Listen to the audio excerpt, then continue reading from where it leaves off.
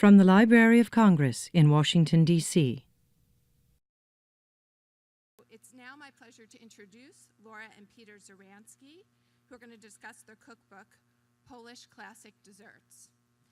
And in this cookbook, as well as their earlier cookbook, Polish Classic Recipes, they are dedicated to preserving traditional family recipes, at the same time updating them for today's cook. And I think their audience is both for people who are familiar with Polish traditional cooking, as well as those who might be new to this cuisine. And as I can tell you in looking through this cookbook, the desserts are fabulous. They're just really fabulous, and there's nothing not to like in this cookbook. So I was told to keep it short, so on that note, I'll let Laura and Peter start their presentation. Thank you.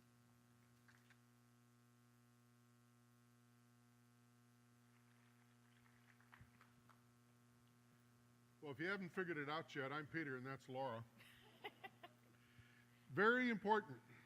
We're going to begin with a little Polish lesson. And I'm going to teach you two of the most important phrases that you'll ever want to know if you go to Poland or if you don't go to Poland. The first one is about being polite, and the second one, I'll let you figure it out. So, repeat after me. Dziękuję.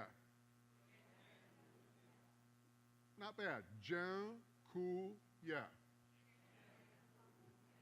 Good. That means thank you. That's the polite part.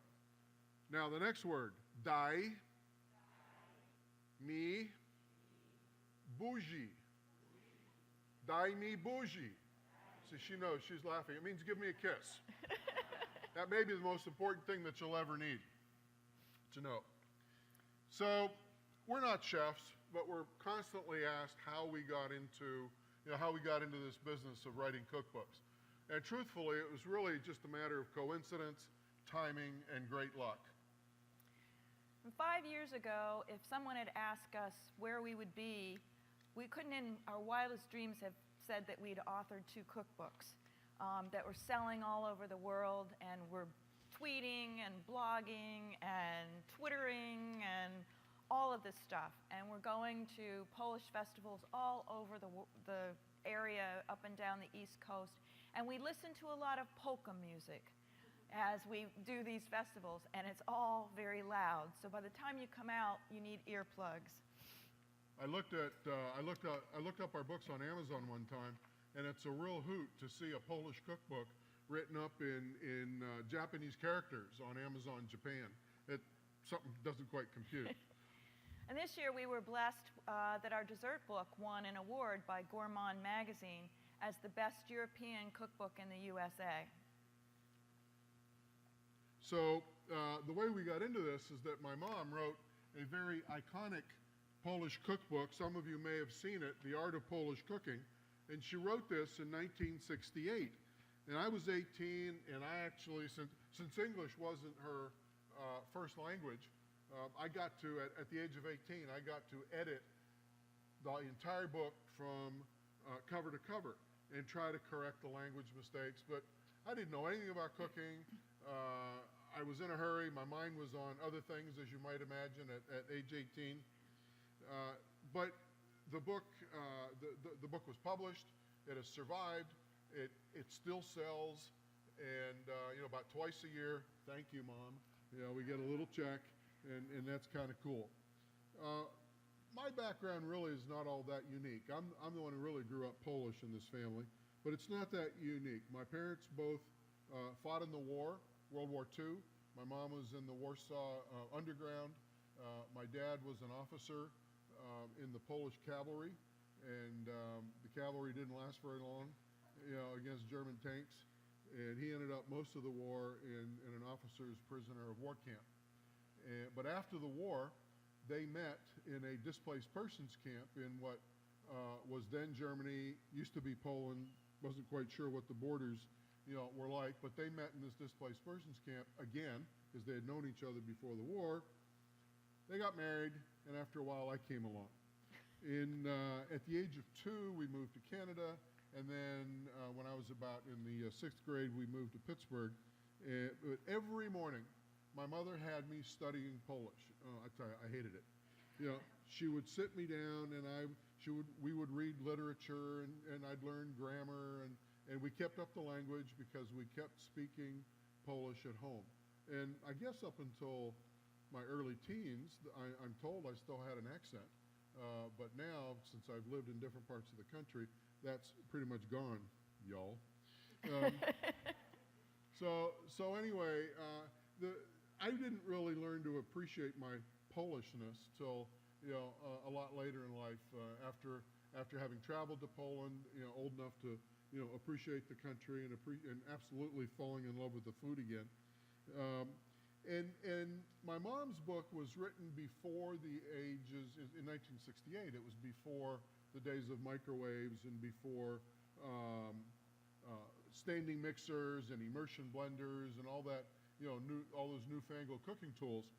So I went to, I got this bright idea in the shower where I get a lot of my best ideas. It's hell on our water bill.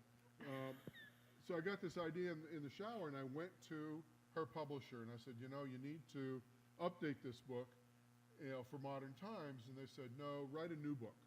They gave us a little template, and we said, now what? But we did, and that's how we got into it.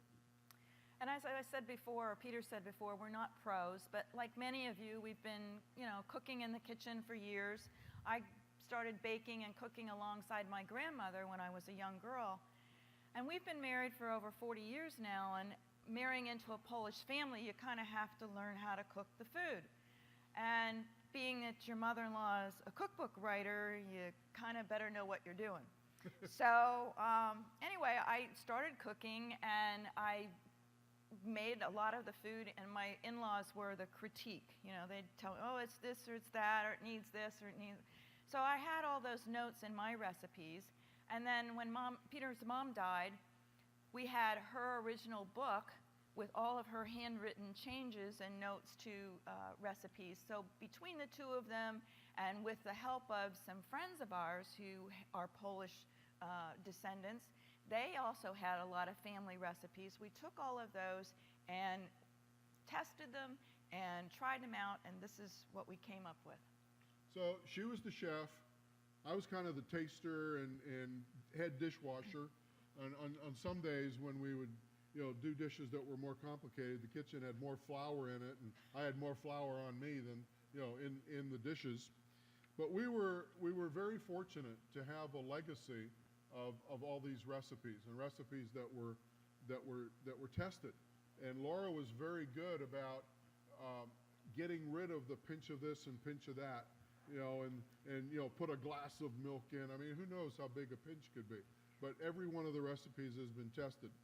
So we had this legacy of all these recipes, and that's really, I think, where the strength of the books come from, because there are over 60 million Polish ethnic, or folks of Polish descendants across the country, and many of them actually do not have access to those recipes that babcia used to prepare.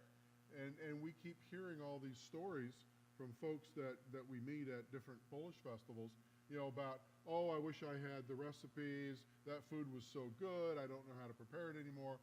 Well, here it is, so we hold up the book and we get some fans. We've made an awful lot of friends as we travel to various Polish festivals, and it's kind of interesting that they all tell us their stories, how they grew up, the foods that they ate with, and there's this love and Polishness, the connection with the roots, that comes out when we meet we meet all these new friends, and they appreciate and love our books, because of that. So today we're really going to talk a little bit about our food, some customs, some Christmas and Easter, some menus, help you understand what the cuisine is all about. At the end, we'll answer some of your questions, and then we'll just collapse. Okay, so when all of you out there think about Polish food, what is the first thing that comes to your mind? Pierogies. I hear kielbasa over here. Meatballs? No, that's Italy. Bigos. Oh, bigos. Yes, okay. Cheesecake, absolutely. many, many of the church ladies that we meet when we go to some of these heritage festivals, they seem to prepare mostly pierogi, kielbasa, cabbage rolls, chalupki, cheesecake. But we're on a mission to show that Polish cuisine actually runs the gamut from the country comfort food all the way up to things that are very, very sophisticated that you see in the big cities, and that the recipes often borrow flavors and techniques from the French, from the Italian, from the Scandinavian, but with our own Polish flavorings. So what makes Polish food Polish? Well, for the savory dishes, it's dill and beets, noodles, buckwheat groats, potatoes, kielbasa, cucumbers, sour cream, dried mushrooms, which Peter buys online, lots of cabbage, and oh, did I mention dill? Dill and more dill? I think it's the Polish national herb. Yeah, or national weed. We grew the dill on our deck, and it just takes over the pots. Let's talk about mushrooms for a minute. Dried mushrooms. I love dried mushrooms. They're so much more flavorful than fresh mushrooms, believe it or not, because when you rehydrate them, all the flavor and the essence, comes out. And I'm here to tell you, dirt matters, because it seems to me that the mushrooms that you can get from Eastern Europe, from the forests, it just has a different kind of flavor. We've tried, dried mushrooms from Japan and from Italy, and it's just not the same. I used to buy my dried mushrooms from this farm in Bulgaria, but then capitalism got a hold of the farmer, and they kept raising their prices, higher and higher, to the point where it just wasn't worth it. But buying dried mushrooms in bulk, for me, still makes sense because we use so much of it. You can go to Whole Foods, or you can go to a Polish deli, or the Russian deli, or sources like that in the area, and you can pay $5 or $6 for a little 4-ounce bag of dried Polish mushrooms. Well, we can get pretty close, going online. Desserts are often less sweet than most of our American desserts. The torts are often flourless, which is good for the gluten-free folks out there. Tall, they're stately, they're rich in the flavors of lemon, coffee, nuts, poppy seeds, and they resemble the high-end French torts that the French royalty brought to Poland centuries ago. The tarts and the flat cakes showcase seasonal fruits such as the berries and the Italian plums that we're seeing right now in the farmers' markets. Poland's history had a very significant impact on the cuisine. Over the centuries, Poland fought an awful lot of different wars, and if you're familiar with Polish history, I think you understand that Poles were never known for being especially successful on the battlefield. That's kind of the nicest way I can put it. Poles were eaters, they were lovers, they were full of life, but fighters, maybe not so much. The borders of Poland have changed so much over the years, and as those borders changed and as Poland shrunk, the influences of all those neighboring countries made a huge influence on the Polish cuisine. Some of the most interesting influences on the Polish cuisine come from the intermarriages from the kings and queens of France and Italy. There was a young Polish queen who actually she was Italian. She came to Poland and was married into a family there. And she introduced cucumbers and salads. And the spice travelers, as they were coming through, left their powders and their seeds as they came across Europe. And then you had the French who left behind their sauces and desserts. So as in most cuisines, whether it's in the U.S., from north to south, or any other country, there's a lot of regional differences in Polish cuisine as well, based on a lot of the flavorings and the harvests that are available locally. The hearty country dishes based on kielbasa and potatoes and cabbage, are based on the farm-grown, harvest. But in the big cities, the cuisine is often much lighter, with fish dishes using lemon and dill for flavorings, and the light sauces are very reminiscent of some of the sauces that you see in France. Polish food comes from the heart. Poles are always offering hospitality and a sumptuous meal for friends and family. And food is a huge part of holiday traditions. And in both of our books, we try to include recipes that families can use to recreate those traditions for holidays. Christmas Eve, or Vigilia, which means vigil or waiting for the birth of Christ, begins at the light of the first star on Christmas Eve. When I was young in Canada, maybe 5 or 6 years old, we still practiced all the traditions very very true to the way they were first established, and I was always hungry. I mean, I was 5 or 6, always hungry, and I'd keep running out to the porch and saying, where's the star? Where's the first star? Because by tradition, we could not sit down to the meal until the light of the first star was visible in the sky. So I'm always looking for that first star, and I'd run back and say, I see it, I see it. And then we would, all gather around the table, and the very traditional sharing of the wafer was the first thing that we did. Peter's mother would always, when they were here in the States, ordered her communion wafer from Poland and where it was blessed. And the wafer is a symbol of love, friendship, and forgiveness. And it's broken in pieces and shared with each member at the table, wishing them happiness and wishes for a happy and healthy new year. We still do it every year. Of course, our daughter and granddaughter, who some of you saw earlier, they're much more Americanized, and maybe the tradition is a little more embarrassing than it used to be. But we do it, and I think the older the next generation gets, the more they appreciate traditions like that.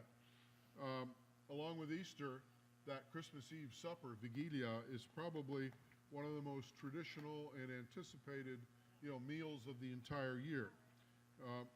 Generations of Polish grandmas, babcias, would prepare the food for weeks and weeks ahead of time just for this one very special feast. Now some of the traditions are a little bit more modernized, but they still live. And it's customary to set an extra place at the table for the lonely traveler who may knock at the door, like Mary and Joseph did at the stable and at the inn. 12 dishes are usually served for the 12 apostles. Poppy seeds are always a part of Christmas Eve supper as they symbolize peacefulness, and honey is always there for sweetness. Our own menu that we serve still every year is right out of our books. The first course is clear borscht, which is a beet soup. And our version, or one of our versions, is just a clear broth. And it's a very dark ruby red. It's got a lot of pepper in it. And it's served in the finest china cups as part of an appetizer. And right next to it, we serve crepes. Alternatively, we'll talk about the crepes in a minute. Alternatively, it's also traditional to have a dried mushroom soup. And, it depends on, where your family comes from and what your own preferences are. But one year, my aunt, my mother's sister, who lived on the west coast of Canada, they separated after they all emigrated. My parents went east, and they went west out to Edmonton and to Vancouver. So they came and joined us for Christmas. And there became this big argument. Yeah, it was an argument over what soup, to serve, whether the borscht or the dried mushroom, soup. And my Aunt Irene had been serving. It was a tradition in their family to serve the dried mushroom soup.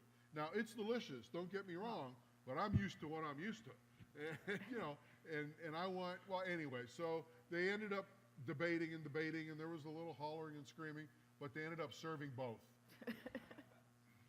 The other portion of the appetizer, as Peter mentioned, is a crepe that's stuffed with mushrooms and sauerkraut and a little bit of egg, and it's wrapped in the filling is wrapped in the crepe. They're rolled, tucked into like a little pocket, and they're sautéed in plenty of butter. And our daughter and son-in-law would be perfectly happy if those were the only things that they got for Christmas Eve dinner because they're so delicious. So I always make extras. So good. Vigilia is a meatless dinner. Traditionally, a cold water fish like herring or carp was always served. But for years, it's a little harder to get over here. So for years, my mother would buy a whole salmon in the season when salmons were running fresh and they were extra good. She'd buy the whole salmon, freeze it in a block of ice, and then just before Vigilia, melt the ice. I mean, it's just like flash freezing at Whole Foods. But then it would melt. She would melt the ice and then prepare the salmon as part of our dish. And it always had a lot of dill on it and Egg. and chopped hard-boiled egg. And there was also a That's dish chopping. of noodles with poppy seeds and a touch of honey. It's just a nice sweet touch to go with the rest of dinner. So no Vigilia, no Christmas Eve dinner is complete without the groaning board of sweets. And babchas would prepare the torts and the cookies and the cakes and the tarts for weeks on end because God knows they love their sweets. And some of the traditional sweets were like kolachki, which is a very delicate little dough square about this long, and they're kind of wrapped like an envelope, but the open ends are open and they're filled with different kinds of jam. And then many of you will probably familiar with angel wing crisp or krushchiki, the little fried pieces of dough that are dusted with powdered sugar. Everybody loves those. And we always did a nut roll that is, I don't know how many of you have seen a Polish nut roll, but it's a big flat piece of dough, and you've got a paste made of poppy seeds or nuts, depending on which version you're doing, and it's kind of rolled up and then it's sliced. I remember I don't have a lot of memories from when I was really very young, but at like age maybe 3 or 4, I remember waiting for my dad to come home from work, and he was supposed that year. My mother was making a nut roll, but he was supposed to bring the poppy seed roll, but they had an office party, and so he brought the poppy seed roll, and he'd been carrying it under his arm, and I'm waiting for him. And I have this memory of this little white picket fence, and I'm standing at the fence, and I'm watching him, walk down the sidewalk, and he's got this white bag under his arm. And when my mother opened it, it was flat. So she was pretty upset. For tradition's sake, we always have an old-fashioned dried fruit compote. Now, Peter's not a big fan of it, but for tradition, we have it. And then the last piece of it is the holiday gingerbread or honey cake. And the honey cake was actually my first Polish cooking attempt. My mother-in-law assigned it to me the first Christmas we were married. And I said, okay, it's a cake. I mean, how hard can it be to make? So the problem was I did not have the right pan. So I went to my mom's, and I was going to go to my mom's and make it, and I thought, well, I'll make the batter up before I go. Well, those of you who bake know that baking soda and baking powder don't last very long. So my cake turned out like this big. It was hard as a brick, and Peter says, I don't think that's how that's supposed to go. So took Mom's pan home, remade it, it came out fine, and I was saved. The big deal, when you're a young child at Christmas, of course, is the opening of the gifts, and they wouldn't let me open the presents until after we sang carols. So we'd eat, and then we'd move to the Christmas tree, and we'd put the Christmas carols on the stereo, and the Polish ones were very scratchy because they were, the old 78 RPM vinyl records, and had been, brought over from Poland, and that was all right. My parents tried their best to sing, but neither one of them could carry a tune. But then we'd bring out the big bag for the trash, and we'd open the gifts, and then we'd move on. And the next day, Christmas Day, we'd always end up at Christmas Mass, afterwards.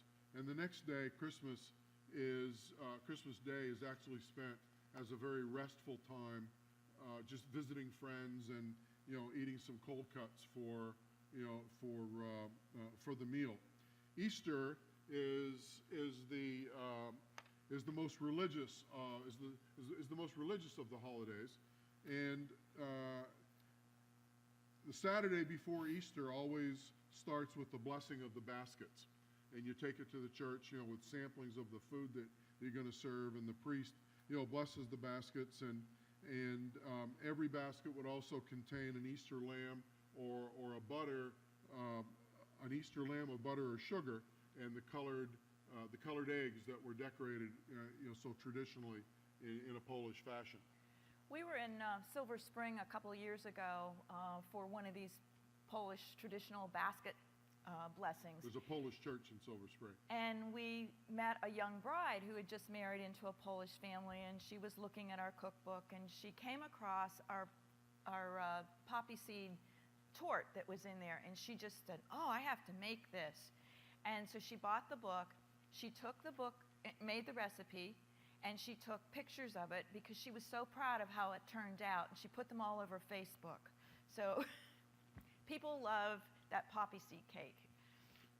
As I was saying, the Easter meal is always full of, cold cuts. And one of the most interesting Polish dishes is actually a garnish called świekła. And it's made out of crushed or roughly chopped beets, 5 parts beets and 1 part raw horseradish or prepared horseradish, and a little bit of sugar, and you mix it up and you let it marinate for a little while. And it is so good as a garnish with any cold cuts, cold ham, cold meats or cold roasts. I mean, we always keep a jar of it, in the refrigerator, and I bring it out every now and then and add horseradish because it's got to stay fresh and it gives you that little tang. We do a vegetable salad, which is incredibly easy to make. My dad used to be the one that absolutely loved to make the vegetable salad.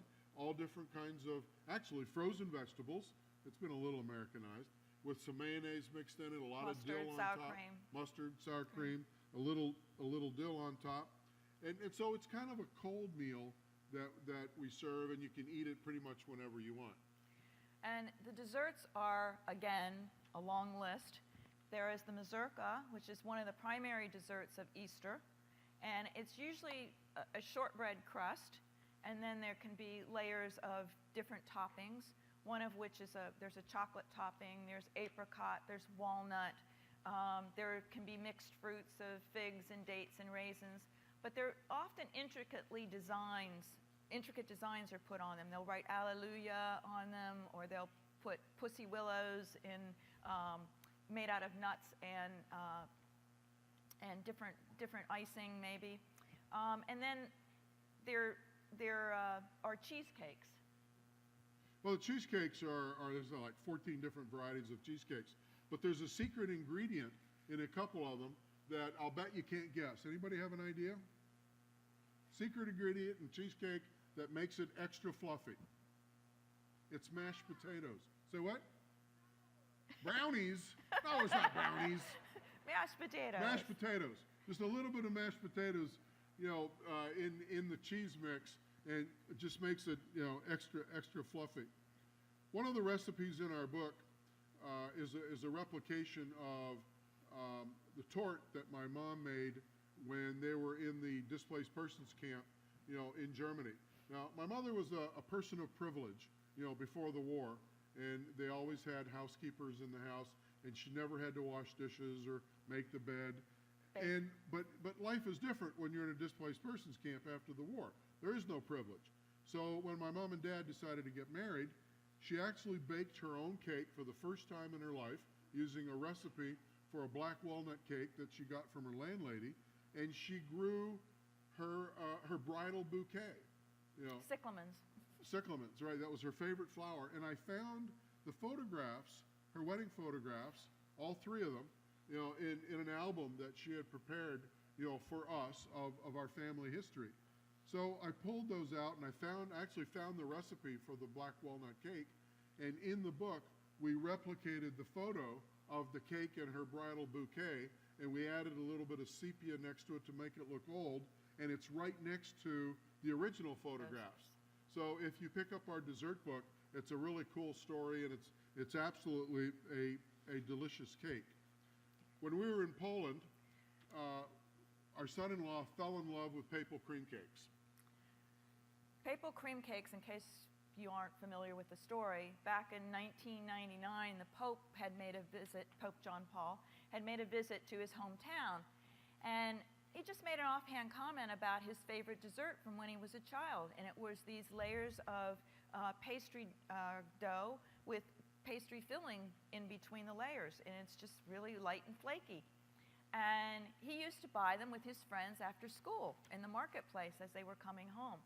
And so the day after he made this announcement, everybody in Poland was making them in the cafes and the bakeries, and they were selling everywhere. Well, our son-in-law had his first one when we visited the Pope's boyhood home. And he had to have one every place we went in Poland, and sometimes 2, 3, and 4 times a day. The day did not start, so he went and found a bakery, you know, and brought the white box home with these cakes. I want to tell you another funny story, and then we're going to shift to some questions and answers. When we were shooting the photography for the fruit-filled crepes, Laura was out of town. She was down visiting her mom who was ill, and we started making the crepes, and the lights were kind of hot, and the crepes just would not hold up. It was essentially a roll with a cheese-type filling, and it was warm, and we didn't get the filling right. Somehow it didn't work, and she was gone, and I was on my own, just me and the food stylist and the photographer, and frankly, I didn't have a clue. So we made up some mashed potatoes, and we rolled them in the crepes, poured the fruit topping on top of it, and I guarantee you, if you look at the picture, you're not going to be able to tell the difference. So Polish cuisine really is not as mainstream as French or Italian, but I got to tell you, it's every bit as delicious. And most of the recipes in our books are not difficult. They've all been tested for success. Our neighbors were very happy with us when we were testing all the recipes, because we couldn't eat them all. So if you try these recipes, if you try some Polish cuisine, I guarantee you that they're going to bring smiles around your table, and you'll be a winner. So we would be pleased to take some questions if anybody has any. There's 2 microphones, one on each side, or just yell it out and we'll repeat them. Yes, sir. Hello. When I was growing up in Brooklyn, New York, my mother from time to time would make charnina. And I wondered if you have a favorite recipe. Yeah, my favorite recipe doesn't include duck blood soup. Duck blood. Charnina, for those of you who are uninitiated, is duck blood soup. And it's very, very traditional, but it goes back to, the farms when you could get the blood, of the duck, kind of twist the neck. And The fresh. I got to tell you, but you know what's really interesting? In today's world of blogs and websites, I look at some of the keywords that people use to come to our website, and charnina is the single greatest number of hits We've ever gotten. that we've ever gotten on the website. It's amazing. www.polishclassiccooking.com. That's a plug. Yes, ma'am. Oh, hi. I just would like to know what it's like to collaborate as husband and wife on such a big project like this. You go first. Oh, well, it's a balancing act. Each of us had our roles. Mine was to test the recipes and to, make them all pretty for the photographers. Peter's jobs were to edit the book, do a lot of the writing, and tasting the dishes, those kinds of things. But it worked okay. The days that were difficult were the days we were filming, because you often get into a little contention about what looks better, what angle looks better, what food looks better, and so we did have a little, but we came out of it pretty well. We came out of it pretty well, but we decided it was going to be a while before we did another book. I didn't have a divorce lawyer. Yes, ma'am. Yeah, I was wondering wondering what kind of alcoholic beverages are typical for I'm Polish glad you food? asked that. The last page of recipes in the book is called Adult Beverages, and it was my favorite page. One of the recipes in there that's one of my favorite is a chocolate cream liqueur. And it's based on vodka, and it's got some cream in it and chocolate syrup. And it's not very complicated. But when we had a book release party, and we had some of our older friends, come and congratulate us, they asked for straws. And when you're supposed to serve it in these little liqueur glasses, they were drinking 6-ounce tumblers. This stuff was so good. Another one that I really like is called Vishnyuvka, which is really so simple to make. You just take a little jar of cherries, pour a little sugar over it, pour some vodka to the top of the jar, close it up, put it away for 3 months, and then bring it back, and all those flavors have melded together.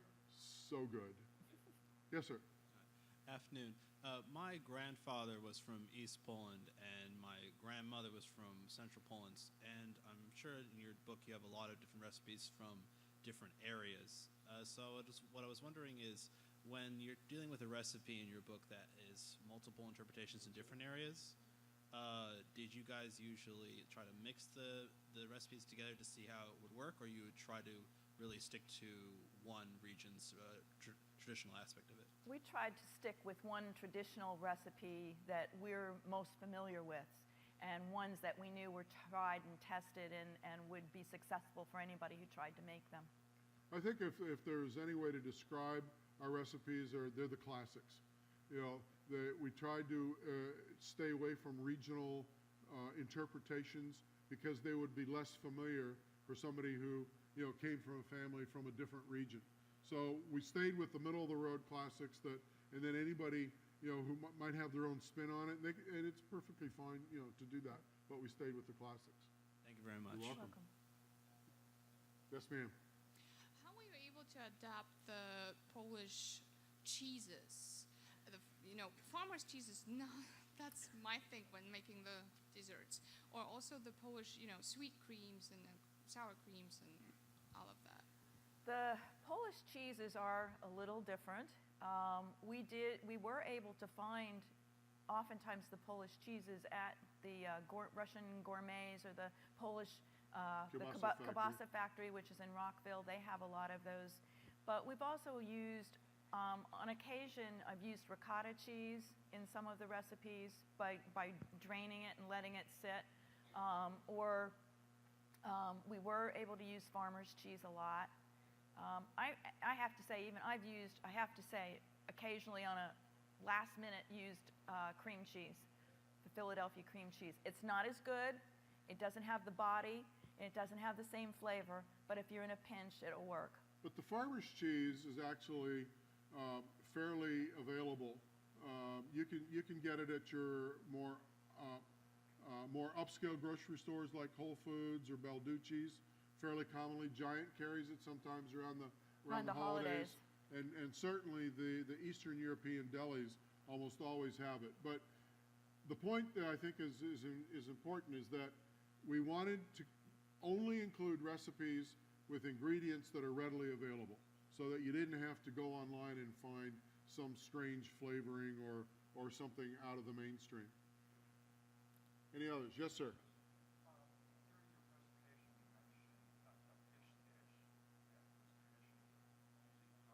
Yes.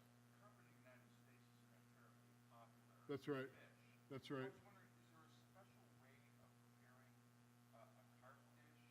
So the question is, since carp is not a terribly favorite fish in the U.S., is there a special way of preparing it? And I think the 2 or 3 recipes for fish that we have in our first book, Classic Recipes, they're not so special or especially indigenous to one type of fish, but any white fish can be substituted. There's a recipe with a little breading and some cheese on top of it, which is, pretty simple to make. And carp would work fine with that. Or not, if you can't. Or if you can't get find it. We use cod a lot for that particular dish. And then there's another one in there that's usually I use flounder for, or sole, because it's very delicate. But you could use a thicker type fillet for it as well. Yes, ma'am.